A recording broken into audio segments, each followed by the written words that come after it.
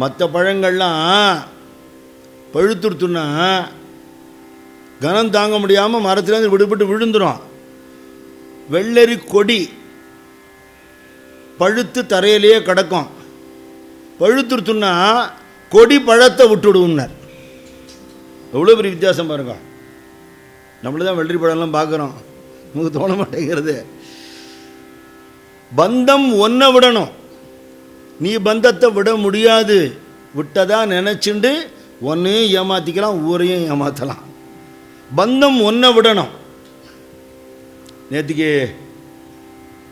பக்தர்கிட்ட பேசின்னு இருந்தார் ரமணன் மாமா. அவர் சொன்னார், சார் நீங்கள் எப்படி தீர்த்தம் சாப்பிட்றதை விட்டுன்னு கேட்டாராம் அவர்கிட்ட. நான் விடலைப்பா, அது என்னை விட்டு கொடுத்துன்னாரான். அவ்வளோ பெரிய ஸ்டூடியோவை பூட்டி சாவி ஒருத்தட்ட ஹேண்ட் ஓவர் பண்ணி உங்கள்கிட்ட கொடுத்துட்டேன்லாம் சொல்லிட்டு வரல, அப்படியே கிளம்பிட்டார். ஜஸ்ட் லைக் தட், அவ்வளோதான். இது யார் எடுத்துப்பாலோ என்ன ஆகுமோ வேண்டாங்கிற வாழ்க்கை விசாரம் என்னத்துக்கு?